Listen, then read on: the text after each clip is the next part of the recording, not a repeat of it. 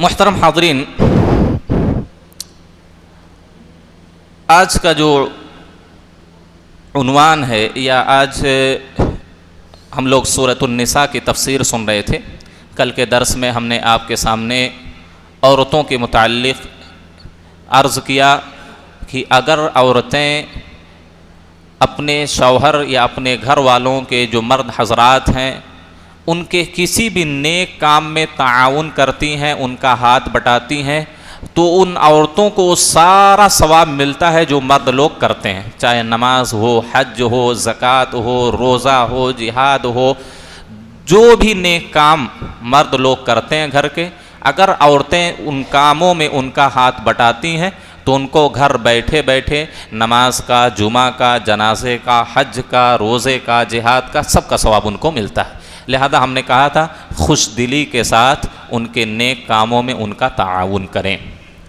اس کے بعد اللہ رب العالمین نے ایک اور وجہ بتلائی کہ مردوں کو اللہ نے عورتوں پر فضیلت کیوں برقرار رکھی، کیوں اللہ نے عورتوں پر مرد کو نگراں بنایا، مرد کو افضل عورتوں سے بنایا۔ یہ اور بات ہے کہ کچھ عورتیں مردوں سے افضل ہیں، لیکن مطلق طور پر مرد عورتوں سے افضل ہیں۔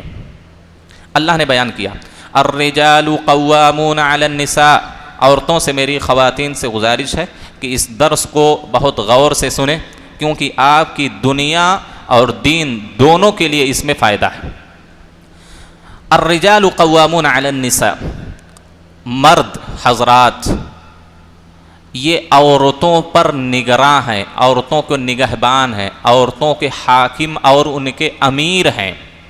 کیوں ہیں بھائی؟ عورتوں کو مردوں پر امیر اللہ نے کیوں، حاکم، نگراں کیوں نہیں بنایا؟ اللہ نے اس کی دو وجہیں بیان کی۔ بما فضل اللہ بعضهم علی بعض، اس وجہ سے کیونکہ اللہ نے مردوں کو عورتوں پر فضیلت دی ہے۔ کیسی فضیلت؟ ہم نے کہا کہ مطلق طور پر مردوں کو اللہ نے عورتوں سے افضل قرار دیا۔ آپ دیکھیے نبوت مردوں میں ہے کہ عورتوں میں ہے؟ 1,20,000 جو انبیاء اللہ نے مبعوث کیے اس دنیا کے اندر، ان میں سے کوئی عورت ہے؟ نہیں ہے۔ جتنے انبیاء اور رسول آئے ہیں سب کے سب مرد ہیں، عورت نہیں۔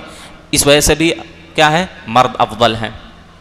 اور دوسری بات، اسی طریقے سے بادشاہت، حکومت، سلطنت کے مستحق صرف مرد ہی حضرات ہیں، عورت نہیں ہے۔ بلکہ اللہ کے رسول صلی اللہ علیہ وسلم نے یہاں تک کہا لن یفلح قوم ولوا امرأۃ امراۃ، وہ قوم، وہ معاشرہ، وہ ملک ترقی کر ہی نہیں سکتا، کامیابی کی راہ پر چل ہی نہیں سکتا جن کی حکومت کی باغ ڈور ایک عورت کے ہاتھ میں ہو۔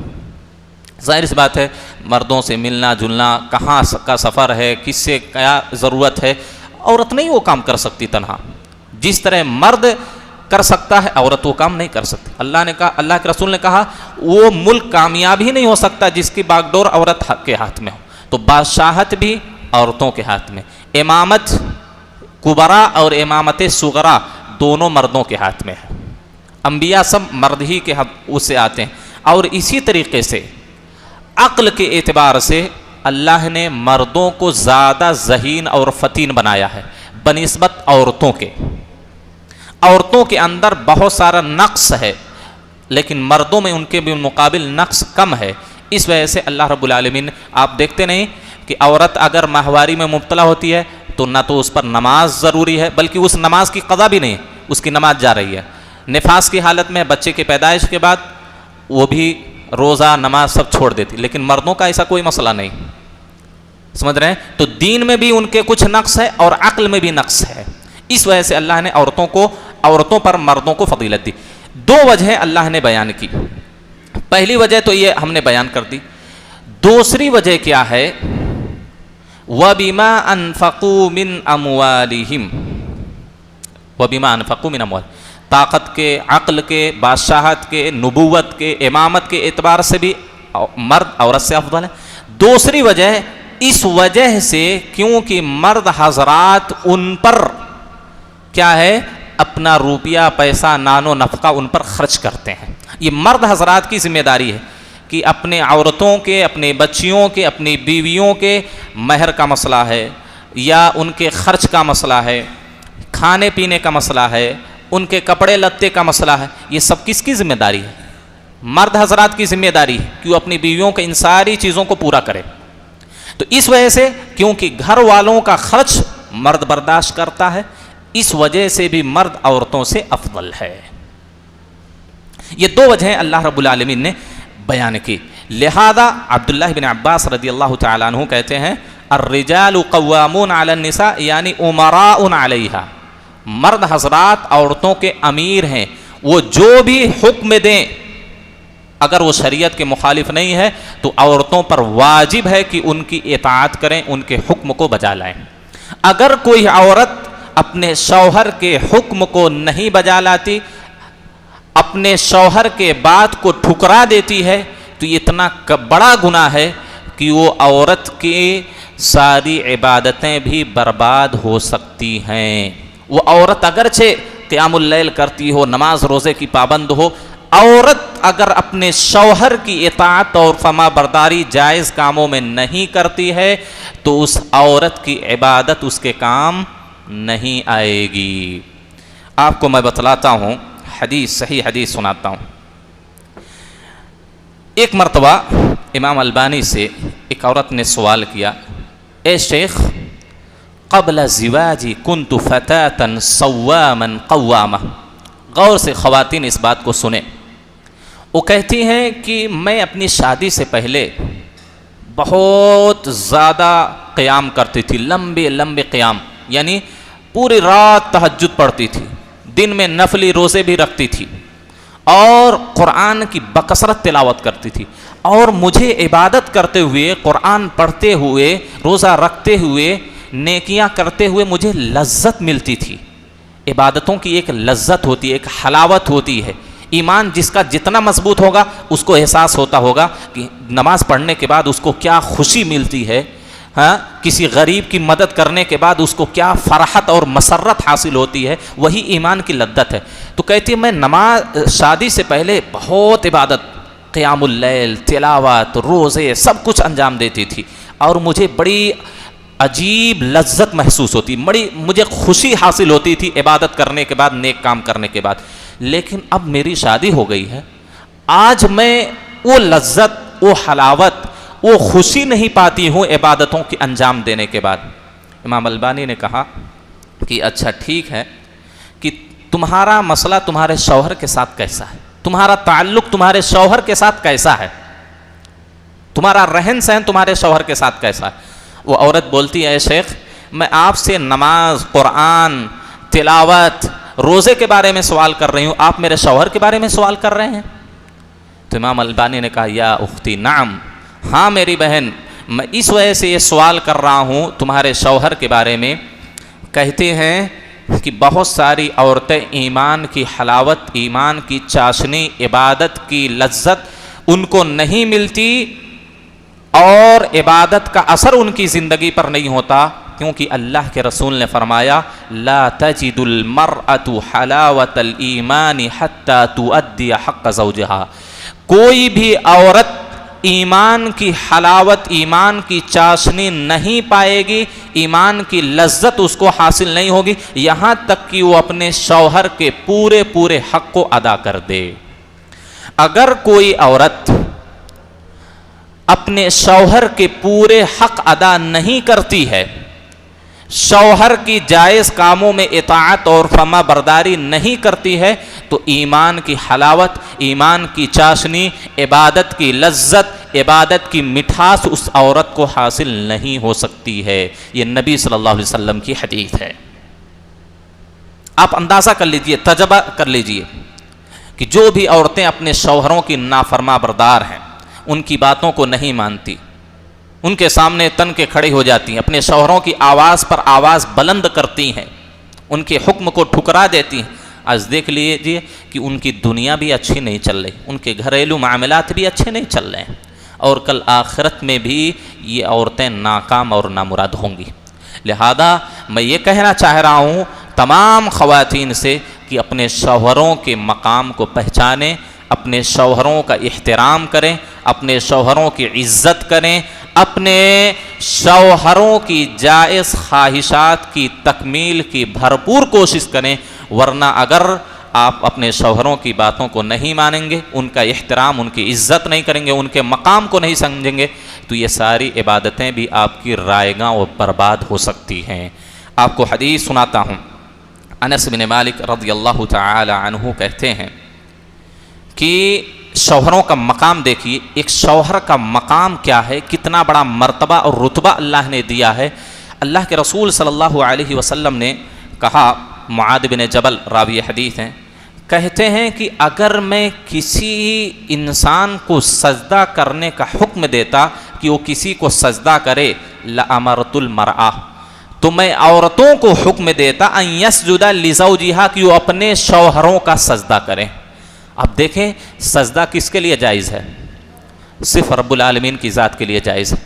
اگر اللہ کے علاوہ کسی اور کا کوئی سجدہ کرتا ہے تو مشرک ہے، کافر ہے، اسلام سے نکل جاتا ہے۔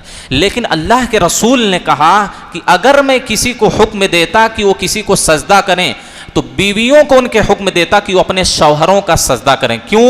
من عظام حقھا علیہا، کیونکہ بیویوں پر ان کے شوہر کا جو حق ہے بہت عظیم ہے، بہت بڑا ہے۔ تو یہ شوہروں کا مقام ہے، یہ ان کا مرتبہ ہے۔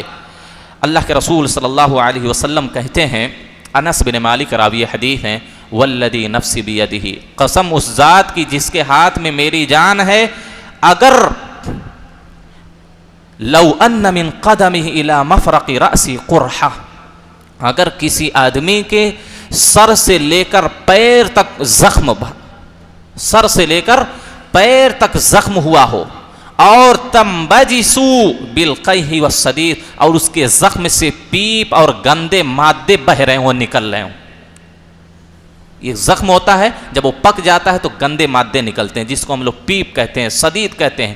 اگر وہ گندا خون، گندے مادے، پیپ وغیرہ نکل رہی ہے، ثم اقبلت تلحسہ ما ادت حقہ، پھر بیوی اپنے شوہر کے اس زخم کو، اس گندی چیزوں کو اپنی زبان سے اگر چاٹ کر صاف کر دے، پھر بھی اپنے شوہر کا حق ادا نہیں کر سکتی ہے، اپنے شوہر کا حق ادا نہیں کر سکتی ہے۔ آج کل عورتوں کا کیا مسئلہ ہے؟ چھوٹی چھوٹی کوئی کمی ہو گئی، کوئی ضرورت پوری نہیں کی، فوراً سنانے لگتی ہیں۔ میں یہ عورتوں پر طعنہ نہیں کس رہا ہوں، میں شرعی اعتبار سے ان کی زندگی اور ان کی دنیا اور دین دونوں کو سنوارنے کی میں اس درس کے ذریعہ کوشش کر رہا ہوں کہ کبھی بھی کوئی بھی ضرورت آپ کی اگر کسی وجہ سے آپ کا شوہر پورا نہیں کر پا رہا ہے تو آپ اس سے ناراض نہ ہوں، اس کو برا بھلا نہ کہیں، اس کو گالی گلوچ نہ دیں، اس سے ناراضگی مت مول لیں۔ ممکن ہے اس کے ناراض ہونے کی وجہ سے آپ کی ساری عبادتیں برباد ہو جائیں، اللہ آپ کے اوپر جہنم واجب کر دے۔ حدیث ہے، اللہ کے رسول صلی اللہ علیہ وسلم فرماتے ہیں، حضرت عائشہ بھی اسی طرح، حضرت عائشہ سے ایک روایت ہے، کہتی ہیں، اے عورتوں کی جماعت، اگر تم کو معلوم ہو جائے کہ تمہارے شوہروں کے حقوق تم پر کتنے بڑے ہیں، تو تم میں سے کوئی عورت اپنے شوہر کے قدم پر جو غبار لگا، جو گرد لگا ہے، اپنی زبان سے صاف کرے، پھر بھی اپنے شوہر کا حق ادا نہیں کر سکتی ہے۔ بلکہ اللہ کے رسول صلی اللہ علیہ وسلم کی صحیح حدیث ہے، اس حدیث کو غور سے سنیں میرے بھائیو۔ حسین ابن محسن یا حسین ابن محسن کہتے ہیں کہ میری پھوپھی نے مجھ سے ایک حدیث بیان کی، وہ کہتی ہیں، میں ایک مرتبہ اللہ کے رسول صلی اللہ علیہ وسلم کے پاس اپنی کسی ضرورت کے لیے آئی تھی۔ کہتے ہیں اللہ کے رسول صلی اللہ علیہ وسلم نے ان کی ضرورت کو پوری کر دیا، ان سے سوال کیا، ای ہادی ادات بعل، کیا تم شوہر والی ہو، یعنی تمہارے پاس شوہر ہے؟ انہوں نے کہا، ہاں اللہ کے رسول میرے پاس شوہر ہے۔ آپ صلی اللہ علیہ وسلم نے کہا، کیف انتی لہو، تمہارا اپنے شوہر کے ساتھ معاملہ کیسا ہے، تمہارا سلوک اپنے شوہر کے ساتھ کیسا ہے؟ انہوں نے کہا، ما الوہ الا ما عجزت عنہ، اللہ کے رسول میں تو اب بڈھی ہو گئی ہوں، میرا کیا اس سے تعلق ہے، کوئی پرواہ میری اتنی زیادہ نہیں ہے۔ اللہ کے رسول صلی اللہ علیہ وسلم کہہ رہے ہیں، فانظری این انت منہ، تم غور کرو تمہارا سلوک، تمہارا تعلق اپنے شوہر کے ساتھ کیسا ہے۔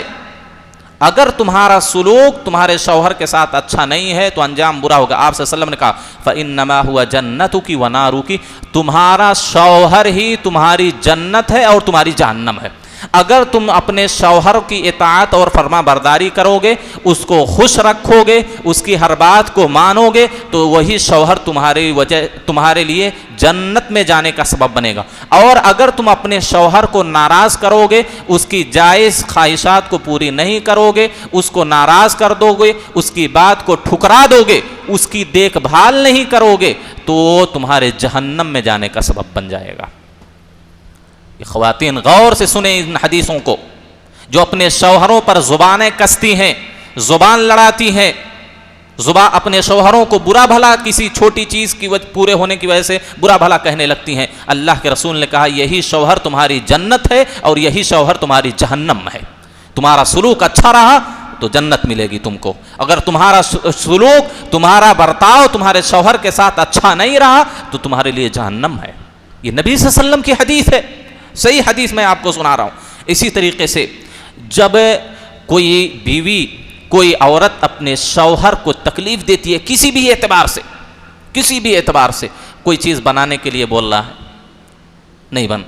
نہیں بناتی، میں موڈ نہیں ہے میرا بنانے کا، کپڑا استری کرنے کے لیے بول رہا ہے، نہیں کرتی، میں ابھی بعد میں کر دیتی۔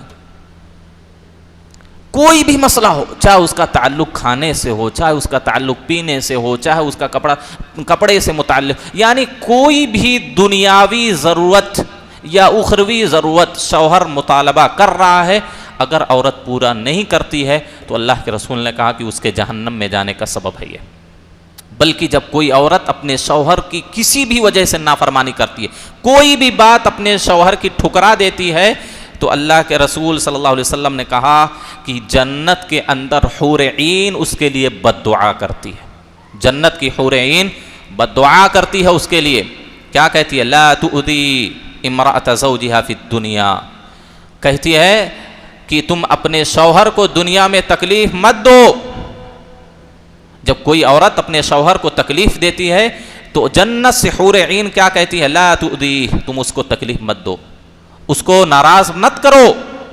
قاتلک اللہ، تم کو اللہ قتل کر دے، تم کو اللہ ہلاک و برباد کر دے، تم کو اللہ ہلاک و برباد کر دے۔ اس عورت کے لیے حور عین بد دعا کرتی ہیں، جنت کی حور عین جو اپنے شوہروں کو تکلیف دیتی ہیں، ان کو ناراض کرتی ہیں، ان کی باتوں کو نہیں مانتی ہیں، ان کے کاموں کو ٹھکرا دیتی ہیں۔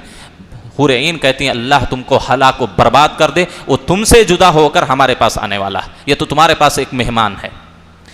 اسی طریقے سے آپ کو اور ایک حدیث سناؤں۔ اللہ کے رسول صلی اللہ علیہ وسلم نے فرمایا، عبداللہ بن عمر راوی حدیث ہیں، کہ دو لوگ ایسے ہیں جن کی نماز ان کے سر سے اوپر نہیں جاتی، آسمان پر جانے کی تو دور کی بات، وہ کتنی بھی نمازیں پڑھ لیں، رات دن نمازیں پڑھتی رہیں، عبادت کرتی رہیں، ان کی عبادتیں ان کے سر کے اوپر بھی نہیں جاتی۔ اللہ کی بارگاہ میں تو چھوڑیے، اللہ کی بارگاہ میں پیش ہونے کے بعد سر کے اوپر بھی نہیں جاتی۔ ان میں سے ایک ایسا غلام جو اپنے آقا کو چھوڑ کر بھاگ گیا، ظاہر سی بات ہے غلامی کا تو آج کل رواج ختم ہو۔ دوسری چیز وَامْرَأَةٌ عَصَتْ زَوْجَهَا، اس عورت کی عبادت بھی اللہ کے یہاں پیش نہیں کی جاتی۔ اللہ رب العالمین ایسے عورت کی عبادت کو قبول نہیں کرتا جو اپنے شوہر کو ناراض کر دیتی ہے، جو عصت زوجہا اپنے شوہر کی نافرمانی کرتی ہے۔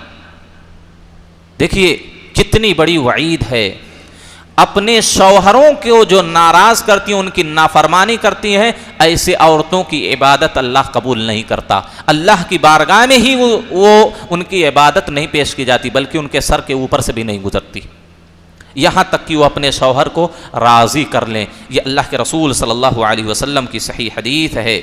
اسی وجہ سے اللہ کے رسول صلی اللہ علیہ وسلم سے حضرت عائشہ رضی اللہ تعالیٰ عنہ کہتی ہیں، آپ سے سوال کیا گیا کہ اعظم الناس حقا علی المرأة زوجها، لوگوں میں سے سب سے بڑا حق عورتوں پر ان کے شوہر کا ہے، ماں کا نہیں، باپ کا نہیں۔ اللہ کے رسول نے کہا عورتوں پر سب سے بڑا حق ان پر ان کے شوہروں کا ہے، اور مردوں پر سب سے بڑا حق ان کا ان کی ماں پر ہے۔ ماں، مردوں کے اوپر سب سے بڑا حق کن کا ہے؟ ان کی ماں کا ہے، اور عورتوں پر سب سے بڑا حق ان کے شوہروں کا ہے۔ اسی وجہ سے علماء نے لکھا ہے کہ اگر ایک طرف اس کی ماں کسی چیز کا حکم دے رہی ہو لیکن شوہر منع کر رہا ہو تو عورت کے اوپر واجب ہے کہ اپنی شوہر کی بات مانے۔ لیکن یہ اور بات ہے کہ شوہر کو اپنی بیوی کو مجبور کرنا اپنے ماں کی نافرمانی پر یہ درست نہیں ہے، یہ بات یاد رکھ لیں۔ بلکہ علماء نے تو ایک مثال بیان کی ہے کہ اگر کوئی عورت اپنے والدہ کے گھر جانا چاہ رہی ہے لیکن شوہر منع کر رہا ہے، اس کی والدہ بلا رہی ہے لیکن شوہر منع کر رہا ہے، تو عورت کے لیے جائز نہیں ہے کہ شوہر کی اجازت کے بغیر وہ اپنی ماں سے ملنے جائے۔ اتنا بڑا حق ایک شوہر کا اس کی بیوی پر ہے۔ لہذا عورتوں سے میں کہنا چاہوں گا کہ اپنے شوہروں کے مقام کو پہچانیں، ان کی عزت کریں، ان کا احترام کریں، ان کو قدر کی نگاہ سے دیکھیں، کبھی بھی کسی بھی جائز معاملات میں ان کی نافرمانی نہ کریں، ورنہ آپ کی دنیا بھی برباد ہو جائے گی اور آخرت بھی برباد ہو جائے گی۔ شیخ الاسلام ابن تیمیہ رحمہ اللہ لکھتے ہیں کہ جس عورت کی زبان اس کے شوہر کے ساتھ لمبی ہوتی ہے، اس کے شوہر کے ساتھ اس کی زندگی اتنی ہی چھوٹی ہوتی ہے۔ جتنی زبان شوہر کے سامنے چلائیں گے، ظاہر سی بات ہے ایک انسان کب تک برداشت کرتا ہے، کب تک برداشت کرے گا؟ ظاہر سی بات ہے ایک دن ایسا آئے گا کہ دونوں جدا ہو جائیں گے۔ اسی وجہ سے کہا جاتا ہے کہ شوہروں پر اگر کوئی عورت زبان کستی ہے تو اس کی ساری عبادتیں برباد ہو جاتی ہیں۔ شوہر کی نافرمانی نہیں کرنی چاہیے۔ اللہ کے رسول صلی اللہ علیہ وسلم نے کہا ایما امرأۃ ماتت وزوجها عنها راض دخلت الجنہ، کوئی بھی عورت اس حال میں انتقال کرتی ہے کہ اس کا شوہر اس سے راضی ہوتا ہے تو وہ جنت میں چلی جائے گی۔ ایک عورت انتقال کر گئی لیکن اس کا شوہر اس سے زندگی بھر راضی رہا، مرنے کے بعد بھی اس سے خوش ہے، تو اللہ کے رسول نے کہا کہ وہ عورت جنتی ہے۔ وہ عورت کیا ہے؟ جنتی ہے۔ لیکن اگر اس کا شوہر اس سے ناراض رہا تو اس کے لیے جہنم ہے۔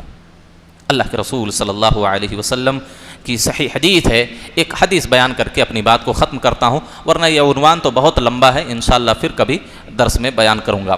ابو سعید خدری اور جابر بن عبداللہ سے بھی یہ روایت مروی ہے، کہتے ہیں کہ دیکھیے بنو اسرائیل کے ہلاک ہونے کا سب سے پہلا سبب، ان اول ما ہلک بنو اسرائیل، بنو اسرائیل کے ہلاک ہونے کا اولین سبب میں سے ایک سبب کیا ہے کہ ان کی عورتیں اپنے شوہروں کو مکلف کرتی تھیں۔ کس بات کا مکلف کرتی تھیں؟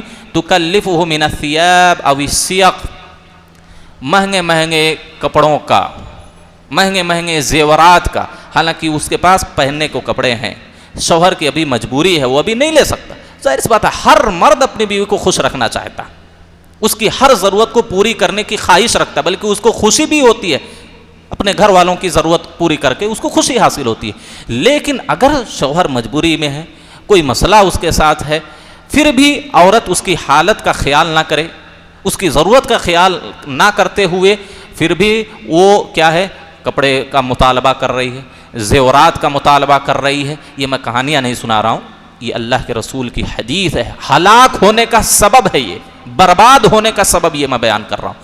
کہتے ہیں کہ اولین اسباب میں سے ایک سبب یہ کہ ان کی جو فقیر محتاج عورتیں، غریب عورتیں ہوتی تھی، جس طرح مالدار عورتیں اپنے شوہروں سے ہر چیز کا مطالبہ کرتی ہیں، یہ زیور لاؤ، وہ کپڑے لاؤ، یہ لاؤ، وہ لاؤ، اسی طرح وہ بھی اپنے شوہروں کو مکلف کرتی تھیں، ان کی حالت کا یہ احترام نہیں کرتی تھیں۔ اللہ کے رسول نے کہا کہ اسی وجہ سے وہ لوگ ہلاک ہو گئے۔ لہذا قناعت کی زندگی بسر کریں، صبر اور شکر کی زندگی بسر کریں، کچھ بھی ہو، اگر ضرورت پر کوئی چیز آپ کی پوری نہیں ہوئی صبر کریں، اور اگر شوہر دے رہا ہے تو اس کا شکر ادا کریں۔ اسی وجہ سے اللہ کے رسول نے کہا اکثر عورتیں جہنم میں جائیں۔ کیوں؟ کیونکہ اذا ابتلین لم یصبرن، جب وہ کسی مصیبت میں پڑتی ہیں، زندگی خوشحال گزر رہی تھی، کوئی مسئلہ نہیں، جیسے ہی کسی مصیبت میں پڑے، کوئی چیز نہیں مل رہی ہے، اب مصیبت آ گئی، فقر و فاقہ آ گیا، محتاجگی آ گئی گھر میں، تو کیا ہے، وہ صبر نہیں کرتی ہیں، اور جب ان کو دیا جاتا ہے تو وہ اپنے شوہروں کا شکر نہیں ادا کرتی ہیں۔ اکثر ایسا ہے، یہ اسلامی ادب ہے کہ شوہر اگر آپ کو کوئی چیز لا کر دیتا ہے تو اس کا شکریہ آپ ادا کریں، اس کا شکر ادا کریں آپ۔ کتنی عورتیں اچھا کپڑا لا کے دیتے ہیں تو شکریہ ادا کرتی ہیں، ہاں؟ اور وہی ضرورت پڑنے پر اگر وہی چیز نہ دی جائے تو پھر لان تان تو شروع۔ اللہ کے رسول صلی اللہ علیہ وسلم نے حدیث میں اندر بیان کیا ہے کہ جب ان کی ضرورتیں پوری نہیں ہوتی ہیں تو لان تان کرنے لگتی ہیں، کہتی ہیں جب سے میں اس گھر میں داخل ہوئی چین سکون مجھے نہیں ملا، جب سے اس گھر میں آئی ہوں پریشانی ہی پریشانی، یہ پریشانی وہ تکلیف یہ تکلیف، خوشی نہیں ملی۔ یہ اللہ کے رسول کے الفاظ کے ترجمہ میں کر رہا ہوں، اللہ کے رسول کے حدیث کا ترجمہ۔